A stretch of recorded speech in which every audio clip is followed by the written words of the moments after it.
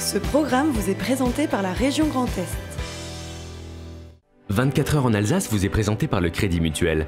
Une banque qui appartient à ses clients, ça change tout.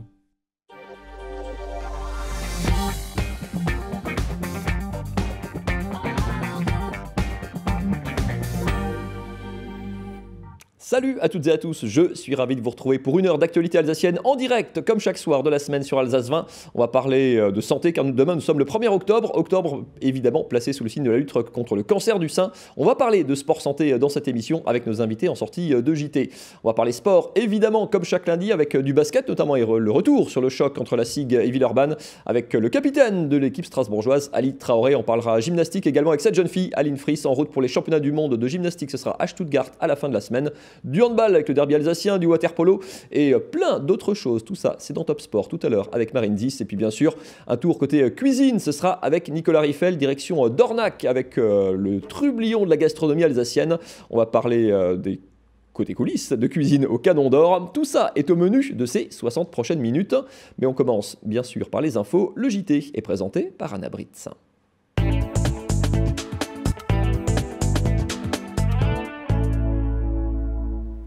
Bonsoir à tous et dans ce JT, une nouvelle exposition à découvrir au Centre du Résistant déporté. Nous irons ensuite à Mutzig à la rencontre d'une auteure de bande dessinée. Dans son premier ouvrage, elle retrace avec humour son arrivée en Alsace. Et puis 2154 bébés y sont nés l'an dernier. La maternité de la clinique Sainte-Anne à Strasbourg fête ses 90 ans. Mais pour commencer, EDF a confirmé ce matin la fermeture définitive de la centrale nucléaire de Fessenheim l'année prochaine. Le premier réacteur s'arrêtera le 22 février, le second le 30 juin. En service depuis 1977, la centrale de Fessenheim est la plus vieille en France. Elle emploie aujourd'hui 850 salariés. À noter qu'un comité de pilotage sur l'avenir du territoire de Fessenheim travaille depuis l'an dernier à anticiper l'après-centrale. La secrétaire d'État à la transition écologique Emmanuelle Wargon était justement à Fessenheim jeudi dernier pour participer à une de ces réunions. Plus de 100 000 bébés y sont nés depuis 1929. La maternité de la clinique Sainte-Anne à Strasbourg fête ses 90 ans. À l'occasion de cet anniversaire, immersion dans la vie des professionnels qui la font vivre, Cécile Motz.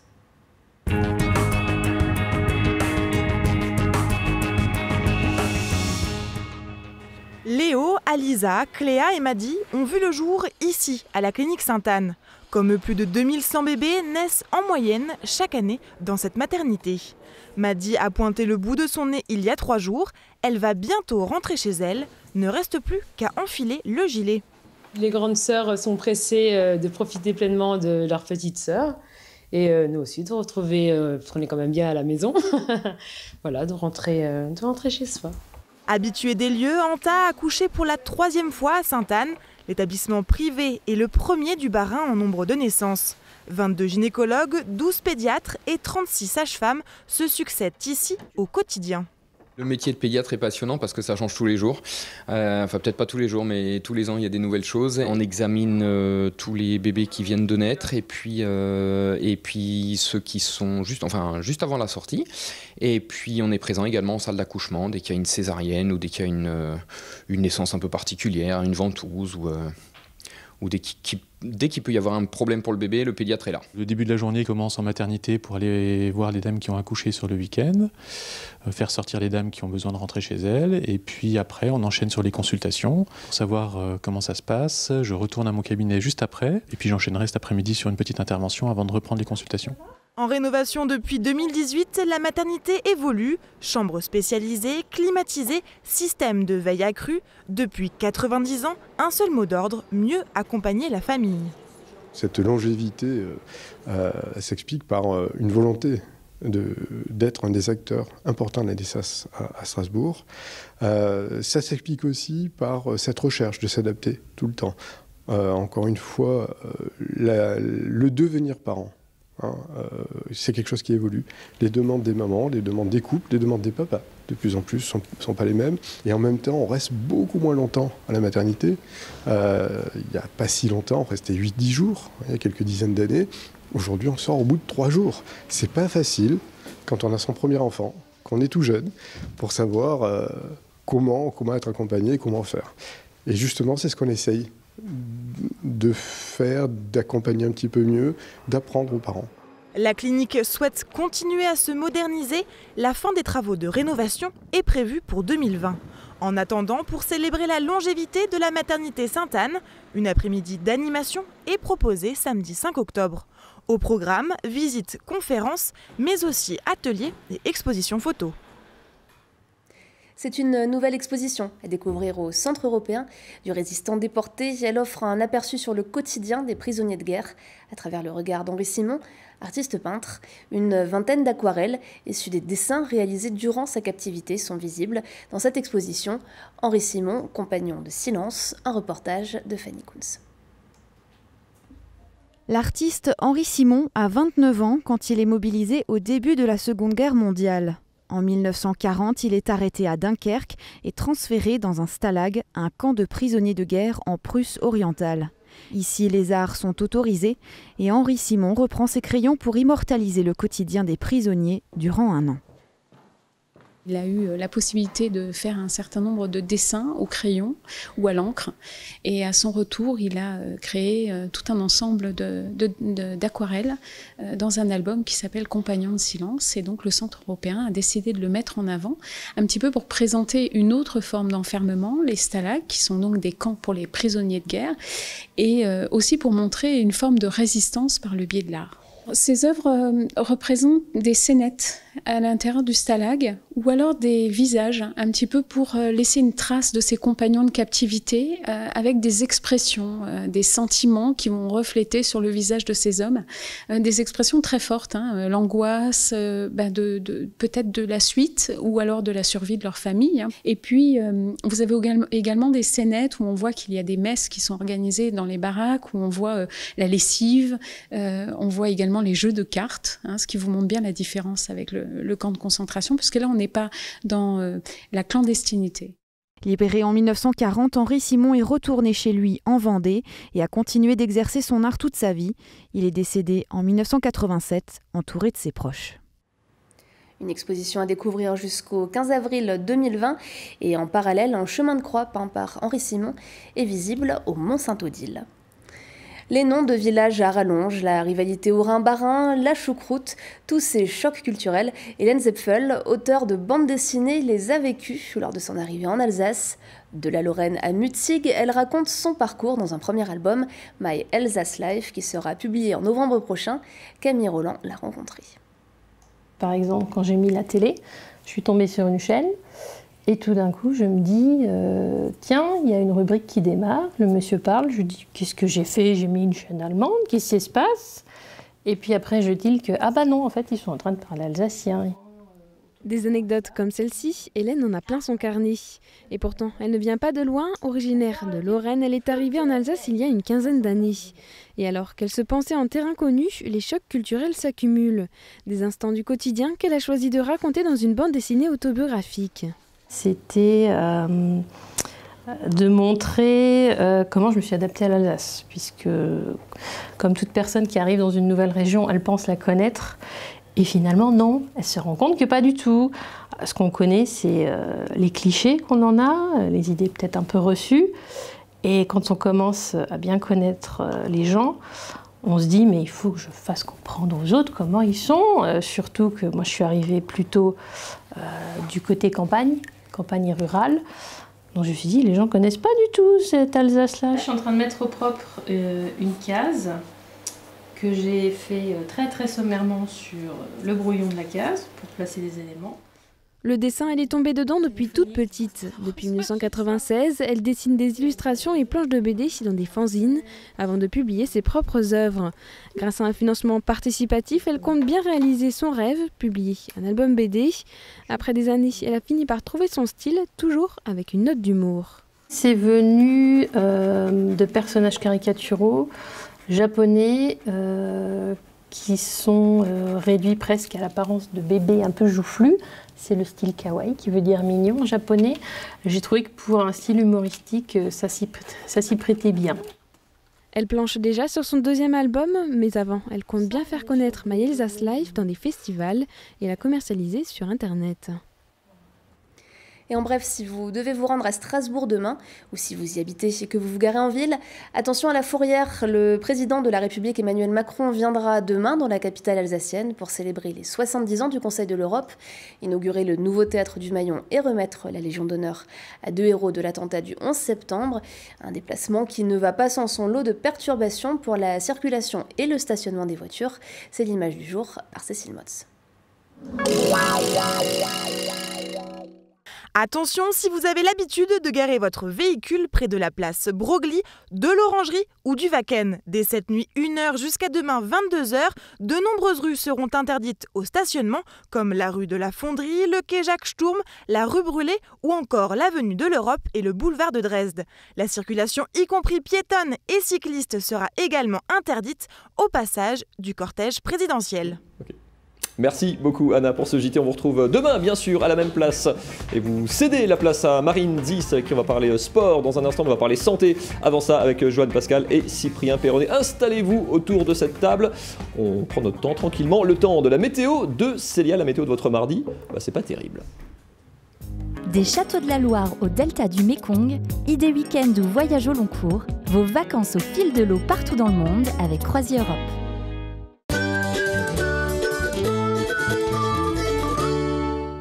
Bonjour à toutes et à tous, je suis très contente de vous retrouver pour votre point météo de ce mardi 1er octobre. Et oui, on est déjà en octobre, regardez ce que nous réserve le temps et c'est des conditions instables qui nous attendent. Un mélange entre soleil, précipitations et nuages tout au long de la journée avec des températures qui restent quand même de saison en matinée, comptez 12 degrés. La maximale ce sera pour Saverne, 11 degrés prévus du côté de Wissembourg, de Strasbourg ou encore de Mulhouse, seulement 9 petits degrés. La minimale alsacienne ce sera pour Colmar. L'après-midi, toujours autant d'averses. On va avoir quelques averses qui se déclenchent et même des averses orageuses, notamment du côté d'Haguenau ou encore du Ballon d'Alsace, avec des températures qui restent toujours de saison en après-midi. Comptez 20 degrés dans le nord du Bas-Rhin, 22 degrés pour le centre Alsace, 21 degrés dans le sud, notamment du côté d'Altkirch ou encore de Mulhouse, ainsi que du côté de Bâle. On jette un petit coup d'œil maintenant sur vos prévisions de mercredi et toujours des averses, de l'instabilité. On verra quand même le soleil qui pointera le bout de son nez par endroits, mais des températures qui chutent littéralement. Chute de température, elles seront en dessous des normales de saison, un air beaucoup plus frais avec 17 degrés seulement prévus sur l'ensemble du territoire transfrontalier mercredi après-midi. Mardi, nous serons donc le 1er octobre et nous fêterons toutes les Ariel. Le soleil se lèvera à 7h27 pour se recoucher à 19h08. On perdra encore 4 minutes de soleil. Je vous souhaite à toutes et à tous un super moment sur Alsace 20 et je vous retrouve demain. Salut!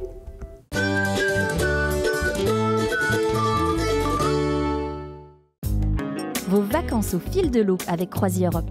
Croisière fluviale et maritime au départ d'Alsace et jusqu'au bout du monde.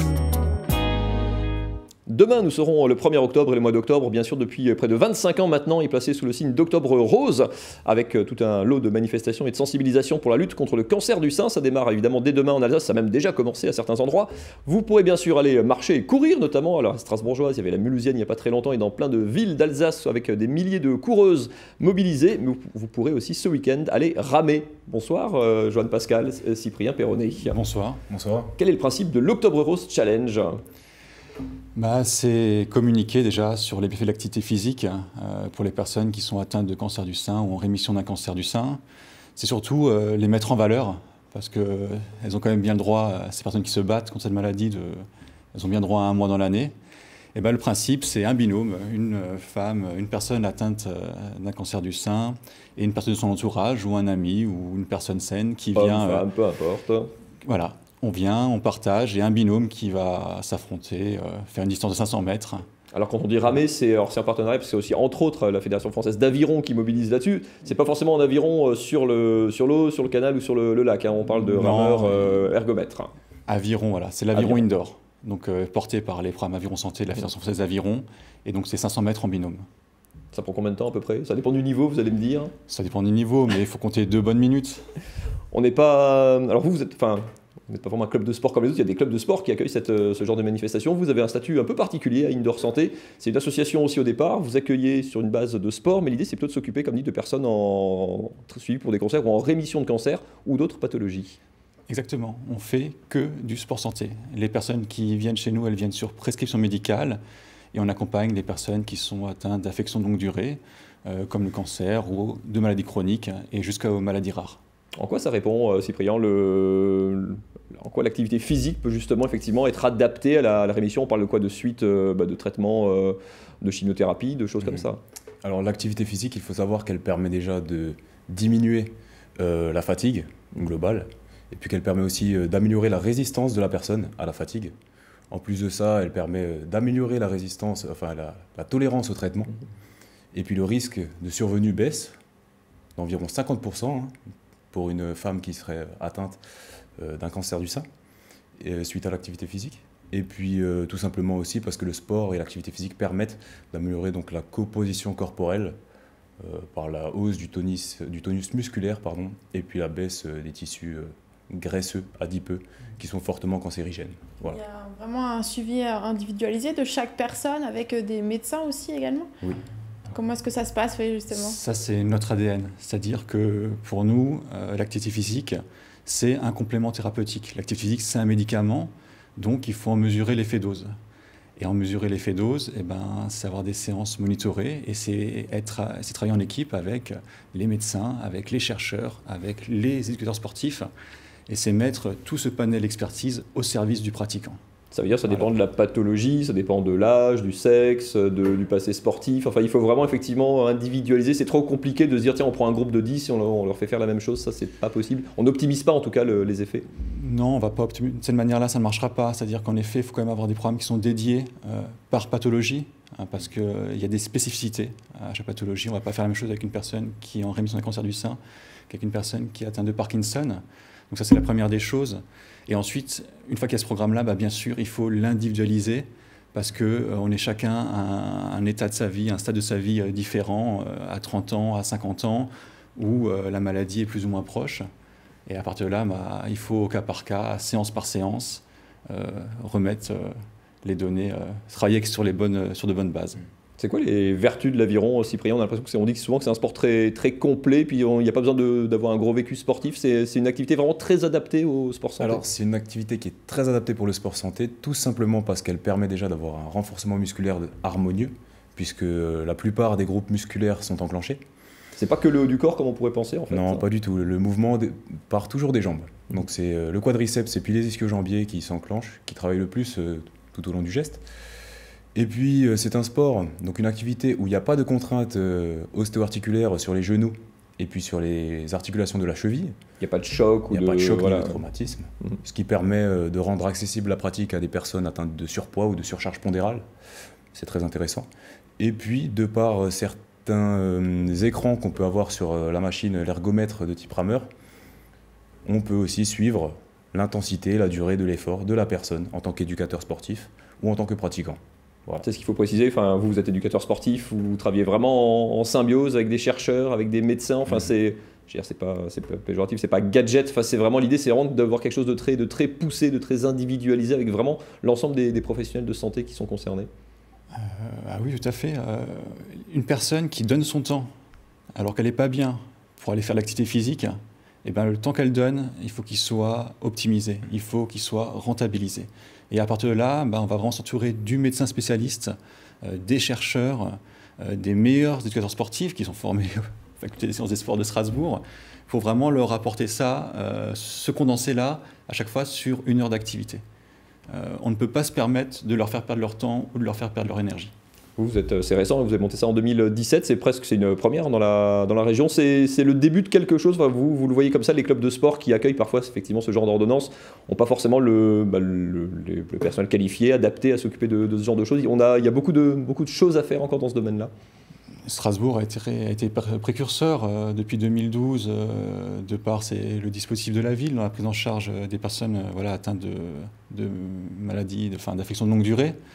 Ça se développe. Maintenant, oui, je pense qu'on est précurseur dans le choix qu'on a fait de se dédier qu'à ça, qu'à la prise en charge de ce public-là, pour pouvoir avancer à leur vitesse, pour pouvoir répondre plus vite aux demandes des médecins et aux demandes des associations de patients. Merci beaucoup à tous les deux d'être venus. On rappelle, l'October Rose Challenge, ça se passe ce samedi. Ça passe déjà vendredi. Vendredi déjà. Ça commence vendredi au lycée Couffignal, où on va sensibiliser les jeunes et les portes seront ouvertes. Ça se passe samedi à la Robertso, à l'Institut de Beauté, chez Nanou Beauté, où c'est ouvert au grand public. Et on sera également présent à Saverne. Tout le monde peut venir. Tout le monde peut venir. ramer. Et je vous propose Allez, une tac. invitation. Je viendrai ramer un avec premier Marine, binôme, on fera une équipe, tac. pour faire Non, pas avec vous, Mathieu. 100 mètres. Je sens beaucoup trop. Merci beaucoup à tous les deux. On va parler sport, un peu moins santé, mais sport haut niveau cette fois-ci dans un instant. Alors, ce sera avec Marine juste après cette page de pub. À tout de suite.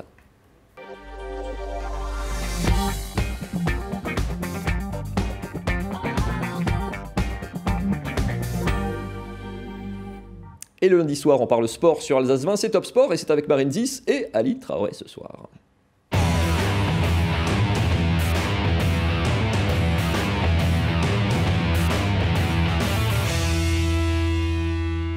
Bienvenue dans Top Sport et au sommaire. Ce soir, gym, rencontre avec une Alsacienne qui participe cette semaine au championnat du monde.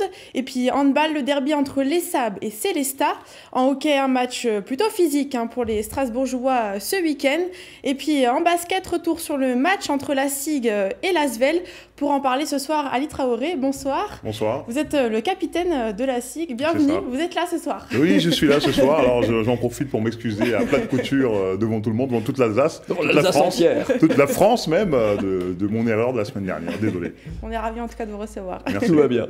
Ce match contre l'Asvel, il est digéré, on va y revenir tout à l'heure, mais c'est ce début de saison qui est un peu compliqué pour la SIG avec 2 défaites, mais malgré quand on fait des bonnes prestations, sur quel pied on danse. Oui, on a un peu la fesse entre 2 chaises. Après, digéré pas encore, parce que vraiment c'est une grosse déception, parce qu'on a quand même fait énormément d'efforts pour gagner ce match, on n'a pas été récompensé, mais on va continuer à travailler, je suis sûr qu'on sera récompensé à un moment donné. Vous avez un rôle un petit peu particulier, vous êtes le plus ancien de l'équipe, mais aussi le capitaine. C'est un rôle qui vous plaît bien ? Oui, alors c'est un rôle un peu... après, on va dire que je m'y attendais pas trop à être un carré de capitaine, parce que j'ai un passé un peu sulfureux, on va dire. Moi, j'avais voté contre, perso. Mais c'est un rôle que j'embrasse, un rôle que je trouve qui est très respectable et que je respecte beaucoup. Et donc, j'essaie de donner au maximum pour que toute l'équipe se sente bien et être leader de cette équipe.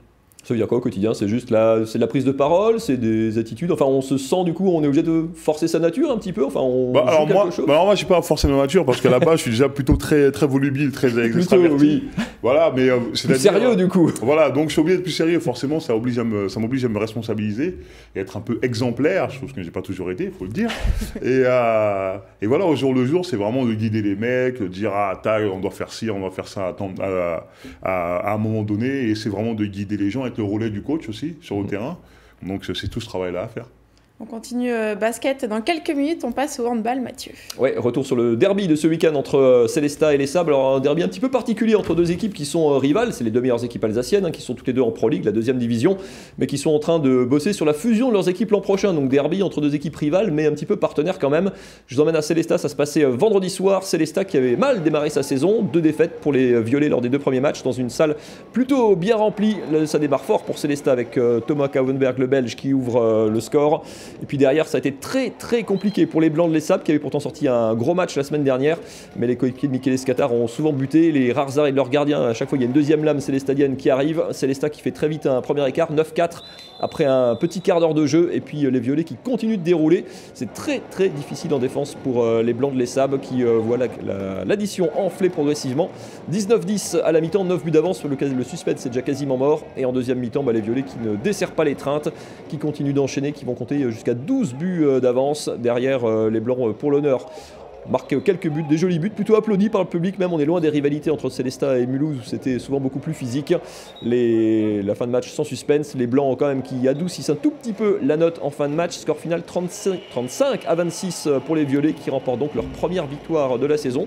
Avec la manière, Grismine par contre du côté de Les Sables qui après une belle victoire comme dit le week-end dernier enchaîne une lourde défaite. Du coup satisfaction évidemment de Thomas Kauwenberg, notamment l'international belge de l'équipe de Célestat.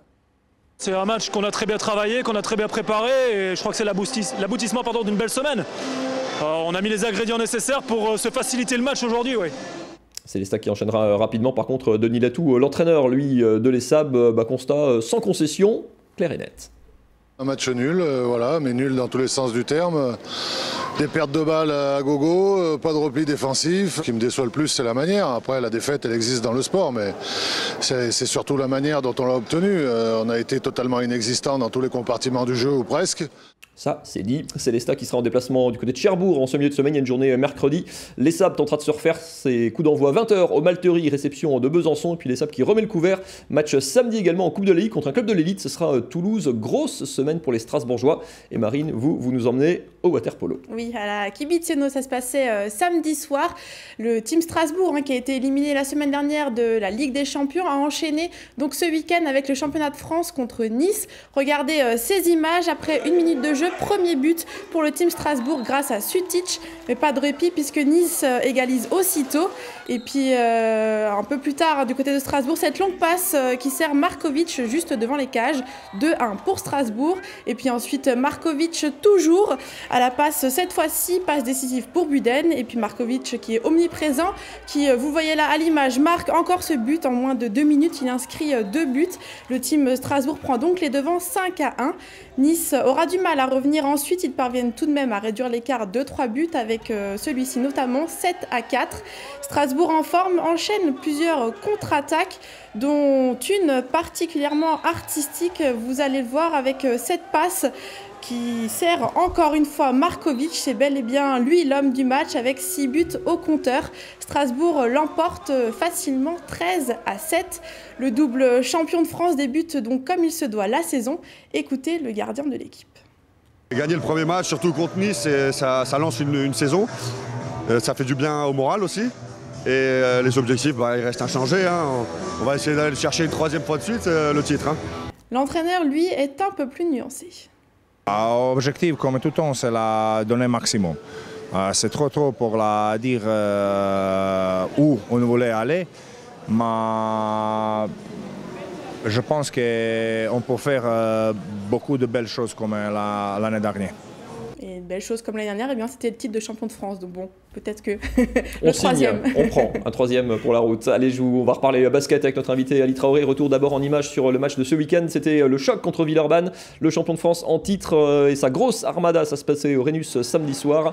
Sur ces images de nos confrères d'RMC Sport avec la grosse armada, effectivement villeurbannaise, qui a bien démarré avec Edwin Jackson notamment. Les joueurs qui vont prendre de l'Asvel, qui vont prendre une grosse avance, une dizaine de points à la fin du premier quart-temps, plus 17 avantages maximum.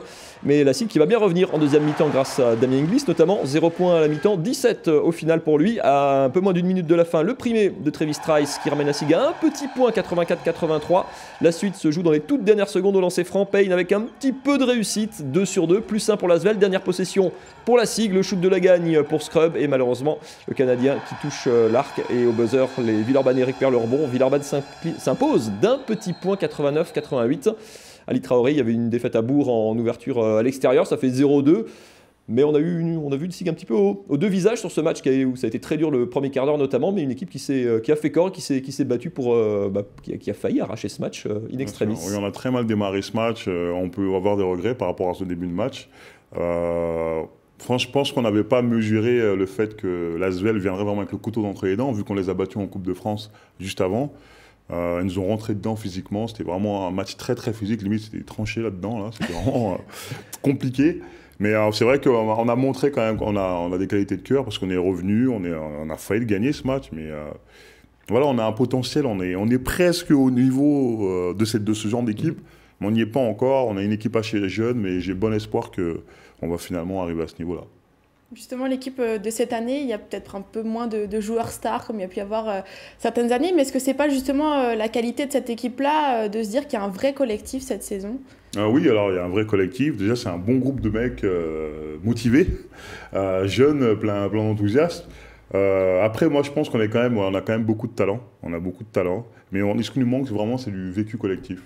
Et je pense que ça va venir et on va faire de belles choses cette saison, j'en suis persuadé. C'est vrai qu'il y a eu en plus une préparation, forcément Vincent Collet, même s'il a des adjoints qui étaient là, Vincent Collet est arrivé à l'avant-veille du premier match de la saison. Il y a eu beaucoup de blessés, dont vous notamment. La préparation était.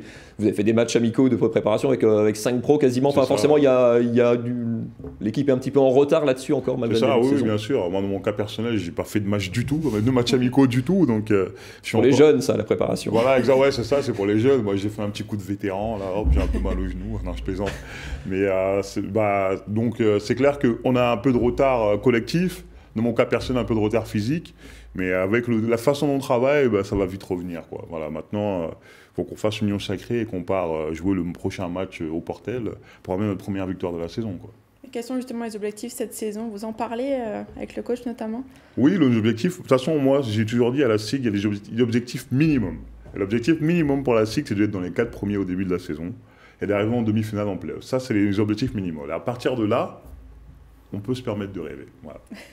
La SIG, justement, dont on fait partie du top 4. Enfin, forcément, il y avait un titre l'an dernier avec la Leaders Cup. C'est une saison un peu en trompe-l'œil l'an dernier. Enfin, c'est quelque chose qui est derrière vous maintenant, ou avec les problèmes qu'il y a eu dans le vestiaire, c'est une saison comme particulièrement éprouvante et compliquée, qui a été longue et usante, c'est derrière, ou justement, en tant que capitaine, justement, on en garde un petit peu les leçons pour cette année? Alors c'est vrai que c'était une saison vraiment très difficile, nerveusement, mentalement, voilà, c'était vraiment très compliqué. Moi j'essaie de tourner la page, mais c'est vrai que c'est important de garder quand même des souvenirs de cette saison-là, pour justement pas les répéter. Et je sens bien que le club et les joueurs qui étaient là la saison dernière ont vraiment à cœur de ne pas répéter les mêmes erreurs. Vous parliez de pépins physiques tout à l'heure. Vous avez 34 ans. Combien de temps est-ce que vous voyez encore jouer? 34 ans. 34 ans, c'est jeune, voyons. Tout à fait, alors je suis complètement d'accord. Voilà, je suis dans la pleine force de l'âge. Alors honnêtement, je jouerai autant tant que mon corps me le permettra. Idéalement, moi, j'aimerais encore jouer au moins 2 saisons. Après, il faut voir si vraiment je me sens que je suis cuit et que j'en peux plus. Écoutez, j'arrêterai. Hein. C'est mon corps qui décidera, tout simplement. C'est votre 16e saison pro. À quel niveau on progresse encore à ce niveau-là? Enfin, on est dans la gestion, on s'écoute davantage. Alors au basket, on peut toujours techniquement, progresser. Tactiquement. Au basket, on peut toujours progresser, vraiment. C'est pas une formule toute faite comme ça, mais c'est clair qu'à mon âge, c'est important. J'ai plus d'expérience, donc je sais me gérer. Quand vraiment pousser et quand vraiment y aller un petit peu mollo. Et même moi, j'apprends dans la vie de groupe comment gérer un groupe. Par exemple, moi, le capitaine là, c'est la première fois en 16 saisons. Donc je fais aussi un apprentissage à ce niveau-là pour gérer un groupe, quoi. On continue basket toujours, mais on descend de quelques échelons. Allez, on descend de 2 étages. Ouais, je vous emmène du côté de Mulhouse, grâce aux images de Jean-Pierre Bertrand. Mulhouse promu en National 1 cette saison, qui recevait le Jet Vosges. Mulhouse qui avait perdu son premier match à domicile après 3 prolongations contre Andrézieux, battu à Raveil en plus en milieu de semaine dernière. Il fallait gagner. Et les hommes de Jean-Luc Monchot l'ont fait avec brio contre le Jet Vosges dans une espèce de mini derby. Les 2 équipes s'étaient croisées notamment en N2 déjà, grâce au très bon match notamment de Daouda Condé à l'intérieur, 27 points, et le double-double de son franco-canadien Guillaume Payen-Boucard. 11 points d'irrebond pour lui. Les Mulhousiens qui ont très rapidement pris 20 points d'avance et qui ont quasiment conservé cette marge tout au long de la soirée pour s'offrir une soirée justement un petit peu presque tranquille, 54-37 à la pause. Les joueurs de Jean-Luc Monchot qui ont pu gérer un petit peu et qui s'imposent finalement 98-86. Première victoire donc pour eux de la saison qui est lancée. Kaisersberg de son côté s'est incliné dans sa salle contre le leader. Les 2 équipes alsaciennes ont le même bilan. Marine, une victoire, 2 défaites. Gymnastique à présent avec les championnats du monde qui se passent cette semaine à Stuttgart avec une Alsacienne, Aline Fries. À seulement 16 ans, elle s'est qualifiée pour ses premiers championnats du monde. Elle s'entraîne depuis des années au pôle de Saint-Étienne, mais avant de partir en Allemagne, elle est passée en Alsace. C'est là-bas que nous sommes allés la rencontrer dans son club où elle a fait tous ses débuts et puis où elle est toujours licenciée. Quand Aline Fries revient dans le club de ses débuts et qu'elle s'élance sur le praticable, le silence se fait et tous les regards se tournent vers celle qui a gravi tous les échelons d'Aubernais jusqu'au championnat du monde. Je suis plus vue comme avant, ça c'est sûr, parce qu'on me regarde de partout, mais pour moi c'est pareil, c'est mon club du début et c'est toujours pareil. J'étais là jusqu'à 11 ans, après je suis partie une année en sport-études à Schiltigheim et après je suis partie au pôle de Saint-Étienne. Pas simple, à 12 ans, de quitter le cocon familial pour aller vivre dans une famille d'accueil à 600 km de son club et de ses amis. C'est difficile, surtout les 2 premières années. Après, maintenant je m'habitue, mais c'était difficile. Au pôle de Saint-Étienne, elle découvre les exigences du très haut niveau dans ce sport où il faut être performant, très jeune et où les volumes d'entraînement sont colossaux. On s'entraîne 30 heures par semaine. C'est 3 heures le matin, 3 heures l'après-midi. Sauf le mercredi, on s'entraîne 4 heures l'après-midi. Et le samedi matin, 4 heures le matin. Et sinon, les cours, on les case quand on a des trous de 8h à 10h et de 14h à 15h. Mais ses efforts ont fini par payer. Aux Jeux européens, fin juin, elle se classe 4e du concours général, à un souffle du podium. Dans la foulée, elle termine en tête des sélections françaises et décroche son billet pour ses premiers championnats du monde senior. Un nouveau défi, attaqué avec ambition et maturité. Déjà, j'ai rajouté un saut d'une grosse valeur, donc ça monte beaucoup dans le classement. Et après, c'est ma deuxième année senior, donc je commence à gérer mieux le stress et le travail paye. Et derrière ces mondiaux, en Allemagne, se profile déjà un rêve encore plus grand, les Jeux Olympiques de Tokyo en 2020. Du hockey avec l'Étoile Noire de Strasbourg qui accueillait ce week-end les Yétis de Mont-Blanc. Regardez ces images, ça se passait donc ce week-end avec une agressivité offensive de Strasbourg, mais le gardien adverse qui arrête tous les buts. Malgré plusieurs tentatives des deux équipes, il y a toujours 0-0 après 40 minutes de jeu. Et puis vous allez voir cette petite chute, hop là, sur le coccyx, ça fait mal. Il faut attendre seulement le troisième tiers-temps pour que le score évolue. Passe d'Olive pour Duras, pardon, et puis le premier but, vous le voyez là, de Strasbourg. 2 minutes plus tard, seulement tentative des visiteurs, et puis ça rentre. Le second but de la rencontre est pour Mont-Blanc, égalité donc 1-1. Direction alors les prolongations avec un tir de pénalité pour les visiteurs et un échec. 30 secondes de la fin des prolongations, l'Étoile Noire est en supériorité numérique et marque avec ce palais qui est passé sous le bras du gardien adverse. Deuxième but qui signifie donc la victoire pour Strasbourg, la première de la saison. Écoutez les réactions après le match. Ça apporte confiance, surtout à domicile. C'est des matchs qu'on veut gagner, surtout devant nos partisans. Donc je pense que ça a bien prouvé qu'on a bien travaillé cette semaine et qu'on est sur le bon chemin. Nous, ce qu'on veut, c'est déjà commencer à bien s'occuper de 45% de l'équipe qui est U20, bien s'occuper, bien les former. On a un plan de redressement, si on veut, sur quand même 2-3 ans. Nos objectifs, vraiment, c'est de jouer tous les matchs comme on a joué ce soir, de mouiller le maillot et de se donner une chance de gagner. Allez, l'Étoile Noire, effectivement, qui joue sa première saison en D1, qui est la deuxième division après 13 ans parmi l'élite. Allez, on va retourner dans le basket avec Ali Traoré, notre invité, mais côté coulisses, cette fois-ci, c'est dans le vestiaire. Non, n'ayez pas peur, Ali Traoré. Alors, vous faites partie de ceux, en tout cas, qui publient beaucoup sur les réseaux, Twitter, Instagram. Il y a quoi? Il y a juste à l'entraînement que vous n'avez pas votre téléphone avec vous? Exactement, c'est ça, sinon tout le temps, je l'ai. Alors bien avant les réseaux sociaux, vous aviez déjà une communauté puisque vous teniez un blog, enfin même plusieurs blogs. J'ai retrouvé, quelques... je suis remontée. Je pas renvoie. Non, reste avec nous, c'est pas fini. Regardez ces images, voilà. Ce blog, vous parlez de tout, même de politique. C'est quoi? Ah bon? Je m'en souviens pas. Oui. C'était avant les présidentielles, vous aimez partager. De quelle année? Il me semblait que c'était, alors je sais plus, j'ai plus les dates, mais... C'est de l'archéologie, là. Je ne vois pas de quoi vous parlez. C'est quoi? C'est que vous aimez partager Alors oui, j'aime partager. J'aime ce que les réseaux sociaux permettent de faire, c'est-à-dire partager avec les gens que ça intéresse, quoi, tout simplement. J'ai de la chance d'avoir une petite communauté, c'est vrai, avec qui je peux échanger sur plein de sujets différents, parce que je suis quelqu'un d'assez éclectique et j'aime beaucoup les choses de la vie. Et parmi ces choses de la vie, vous êtes passionné de manga.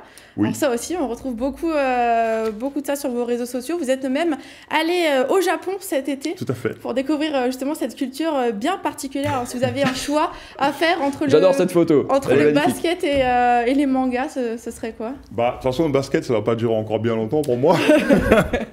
Donc on va dire que je vais faire les deux. Je vais finir le basket, je vais me mettre dans les mangas, tout simplement. Pourquoi? En écrivant un... Non, livre, non, je vais être éditeur, voilà. Ah ouais. Je vais éditer des mangas en France. En France? Oui, parce que, attention, la France est le deuxième plus gros consommateur de mangas au monde, après le Japon. Grâce à vous. Pas grâce à moi, mais c'est vrai que le manga est très, très apprécié dans nos contrées. Tu as une grosse bibliothèque de mangas? Énorme bibliothèque, ouais. C'est la plus grosse que j'ai pu trouver chez... Je vais le dire, Ikea. C'est dit, ça y est. Voilà. Alors on retourne au sport, vous étiez il y a 2 semaines l'invité de l'Expresso sur beIN Sport. On écoute ça et on en parle juste après. On est en train de parler, je suis choquée, donc je vais l'entendre Ali Traoré sortir. J'aime pas le sport. Non, j'aime pas faire du sport, mais j'aime le basket. Non, c'est vraiment vrai ça. Alors, je pense qu'on n'a jamais entendu un sportif de haut niveau dire ça, quoi, à mon avis. Dire que j'aime pas pratiquer d'autres sports que le basket. Moi, j'aime que jouer au basket, en fait. Et j'ai toujours fait du basket, jamais Non, oui, c'est ça, j'ai fait que du basket, j'ai fait du foot, je suis catastrophique. Il n'y a pas des vidéos, ça j'aimerais bien. Alors il n'y en a pas, mais vraiment, je sais pas, ma coordination est perdue au foot. J'ai tenté d'autres sports, il y en a aucun qui me plaît. Donc c'est vrai que j'aime pas vraiment le sport en vrai, faire du sport. J'aime regarder, mais j'aime pas pratiquer. Par contre, j'aime jouer au basket. Alors vous êtes un petit peu le chambreur de l'équipe, faut le dire. Oui. Dans toutes les saisons, on a quand même l'habitude de ça sur les réseaux, notamment avec, on peut prendre comme exemple un commentaire de la photo Instagram de Nicolas Lang il y a quelques semaines. Le retour de la tarte flambée man, ça va envoyer de la gratinée sale. Voilà, ils le prennent toujours bien dans l'équipe. C'était votre coéquipier l'an dernier. C'est un ancien coéquipier. C'est un ancien coéquipier. En plus, c'est un Alsacien. En plus, il a la mauvaise idée d'être du Haut-Rhin, voilà, de Mulhouse. Je suis d'accord. On va pas s'entendre du tout. Voilà, donc j'ai le droit de le chambrer à ce niveau-là. Non, ils me connaissent. Moi, je suis un gros chambreur. Et c'est une blague entre nous, voilà, Flaming Kuchman, voilà, c'est lui. Est-ce qu'il y a des gars qui sont quand même très premier degré, qui sont des coéquipiers qui sont hermétiques à ça? Oui, alors c'est le moment de balancer. Ludovic Beyers, je le balance tout de suite. Maintenant, il commence à prendre le pli, il commence à vraiment même plus me calculer, quoi, parce que à lui, j'aime bien le chambrer. Et au début, ça allait pas, il aimait pas. Je dis, pourquoi il m'embête, lui, là, Et cette année, ça va, il commence premier degré. Voilà, il commence à comprendre un peu que 90%, je dis que des bêtises. Alors, on peut le comprendre. Parce que si on regarde ces vidéos, vous mettez aussi l'ambiance dans les vestiaires, mais de manière un petit peu particulière. Tout à fait. Vas-y, Ludo, montre-lui comment ça se passe. Après, ils vont dire les gosses, on va danser.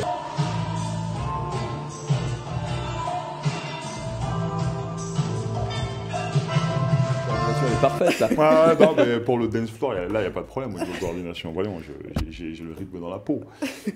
Mais je ne sais pas quoi dire. Pourquoi vous faites ça?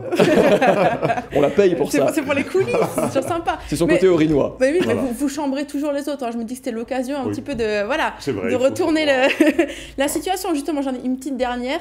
Je ne sais pas si vous vous en rappelez, c'était il y a 8 ans. J'imagine que vous êtes fait chambrer peut-être là-dessus. Oui. On regarde. В Краснодаре те, кто были, все хвалят, говорят, отличная. Ой-ой-ой-ой-ой-ой.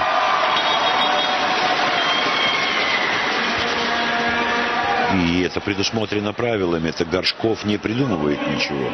Et vous faites engueuler par l'arbitre en plus. Oui, vous avez vu la taille de mon short. Le truc, c'est un sac. C'était pas voulu donc. C'était pas voulu du tout. J'étais en galère avec mon short, j'arrivais pas à le machin. En tout cas, la gente féminine l'a apprécié, je sais pas, vous avez entendu. Ah oui, tout à fait. Donc voilà. Aussi, les abonnements étaient en hausse après d'ailleurs. Voilà, c'est pour vous les femmes. Je plaisante. C'est tout, Marine. C'est déjà beaucoup, il y avait plein d'autres, mais fallait faire un choix. On doit faire l'heure là-dessus. Déplacement ce week-end pour la SIG pour finir, c'est du côté du Portel. Une autre équipe à 0-2, il faut gagner. Voilà, en plus c'est un déplacement très compliqué, c'est une salle très très dure. Très chaude. Très chaude, exactement. Mais là, clairement, il faut gagner. Donc on va y aller vraiment en mode guerrier pour apporter notre première victoire de la saison. Parce que c'est bien d'avoir des promesses, tout ça, mais il faut les concrétiser à un moment donné. Voilà. Et puis il y aura le début de la Coupe d'Europe, ça sera autour du 15 octobre avec évidemment la Basketball Champions League qui va démarrer. Merci beaucoup Ali Traoré. Merci à vous. Il fallait venir, c'est très bien. C'est sympa, c'est convivial. Il reviendra même. Exactement. Allez, bon match du côté du Portel. Merci beaucoup Marine. Merci. On vous retrouve évidemment lundi prochain. La suite, c'est Grain de Sel avec Nicolas Riffel, direction Le Haut-Rhin, justement direction d'Ornac, côté cuisine, comme toujours avec Nico. C'est parti. Détendez-vous devant Grain de Sel avec les Spätzle et Knepfle Traiteur Schneider, aux œufs frais et 100% préparés en Alsace.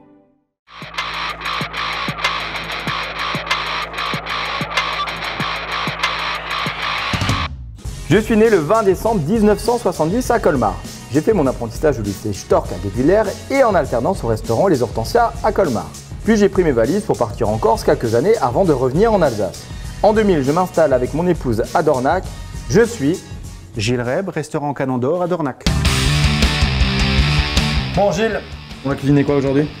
Alors on va cuisiner un pigeon avec du homard. Ça matche bien? Ouais, c'est deux saveurs que j'aime beaucoup. Okay. On va y mettre quelques petits légumes fans, un peu de navet, un peu de betterave et quelques petites carottes et un peu de quinoa. On débute par quoi? Par le pigeon. On va le défaire. Technique là. Technique. On va lui enlever la tête, on lui enlève les ailes, les papates. Alors après, on sort juste les deux cuisses, donc on les entaille, on pousse derrière juste pour le déjointer. Hop. On prend le petit solilès. Quand on le voit faire, on a l'impression que c'est ultra facile. Mais c'est très facile en fait. On va le cuire sous vide en fait. D'accord. Et on va le cuire avec le coffre. D'accord. Donc on l'ouvre des deux côtés, on enlève tout. Le fond de sauce, on va faire avec les os. D'accord. Celui-là, je vais aller le mettre sous vide. On va le cuire pendant 1 heure à 58 degrés. Et bien, on va le mettre à cuire. Donc notre camarade, je te laisse faire. Non, j'y arriverai pas. Merci, au revoir, chef. Allez hop, Allez, en avant. regarde pas. On ne regarde pas. Et donc, on va le laisser cuire 2 minutes, pas plus. Très bien. Et on va de ce pas le refroidir. C'est pour stopper la cuisson. On va démarrer la sauce. Ouais. Un petit peu d'huile. En même temps, on va défaire le homard parce qu'on va faire la sauce avec la carcasse du homard et avec la carcasse du pigeon. On enlève les pinces. On va ouvrir pour essayer de récupérer un maximum de goût. Donc ça, direction la casserole. Ah, tout de suite. Tout de suite, voilà. Et comment t'es arrivé, ou vous êtes arrivé avec ton épouse au canon? Bah, c'était le restaurant de mes beaux-parents. D'accord. Et puis donc nous, on a repris le 1er janvier 2000. Ouverture le 1er janvier 2000. Mon épouse accouche le 15 janvier 2000. Ah oui, fantastique tous les deux. Super, c'était vraiment très bien. Exceptionnel. Bon, on va flamber? Ouais, c'est top, hein. Ouais. Top. Attention. Oh. On va juste rajouter un peu de fond de volaille. Hop. Et on va le laisser cuire. Maintenant, on y rajoute quelques échalotes qu'on coupe juste grossièrement en 4. Tu vas faire quoi avec tes petits légumes là? Donc on va les glacer tout simplement. D'accord. C'est juste pour leur amener un peu de goût. Donc on coupe les fans, petit économe. Tu leur enlèves leur petite robe. Exactement. Avec les navets, on fait pareil. On va défaire la queue de homard, on la tire, on pousse avec la main pour casser la carcasse. On va prendre très bien les pinces. C'est beau, hein. On tape. Donc maintenant, on va cuire le quinoa et on va démarrer la cuisson des légumes. Que chef. Allez, en avant. On a fait revenir un peu d'échalote ciselée très finement dans du beurre et on a rajouté le quinoa et juste un peu de bouillon de poule, comme un risotto, pareil. Dans la sauce, on a rajouté un peu de piment, justement pour donner justement ce pep, parce que sinon le plat est trop fade. Hello. Ça va? Ben bien, tu tombes pile poil. Viens voir comment ça se passe. Ben écoute, très bien. Allez, on allait lancer les petits légumes, je suppose. C'est ça. On va glacer les légumes, qui veut dire qu'on va les faire revenir un petit peu dans du beurre et de l'huile, salé poivré, un peu de bouillon et on va les laisser cuire tranquillement. Alors il paraît que tous les deux vous êtes des grands fans et amateurs de vin et qu'ici il y a une cave exceptionnelle. Raconte-moi un peu l'histoire. Ça s'est fait petit à petit, donc ça fait maintenant 20 ans qu'on est installé ici et c'est une carte qui s'est fait en 20 ans. Voilà. D'accord. Ouais. Donc on a à peu près 1500 références, grosso modo. Il y a de tout, il y a des choses très connues, ça c'était aussi une volonté de notre part d'avoir des choses, des étiquettes, des choses très connues que les gens recherchent, mais aussi des petits vins, des petites curiosités, et puis mettre aussi en avant des vignerons, des viticulteurs qui font des choses sympas et qui ne sont pas forcément connus, mais qui franchement, voilà. Et qui proposent aussi des vins à des tarifs tout à fait abordables. C'est ça aussi le but, et c'était aussi notre cheval de bataille, c'est de faire très peu de marge sur le vin pour que tous les portefeuilles puissent se faire plaisir. D'accord. Voilà. Okay. Allez, on va continuer, on va faire poêler nos petits champignons et on va poêler en même temps les petites cuisses de pigeon. Ok. Pour continuer la cuisson, on va les mettre dans la sauce qu'on a faite. Ah ouais. Hop. Après, le homard, on va les couper en deux. Donc on va le prendre et on va le poêler toujours dans le beurre. On en rajoute, il n'y en a jamais trop. Le petit sachet, donc notre pigeon est cuit. Là, on veut juste faire caraméliser la peau, c'est tout. Ben voilà, Nicolas, on peut dresser l'assiette.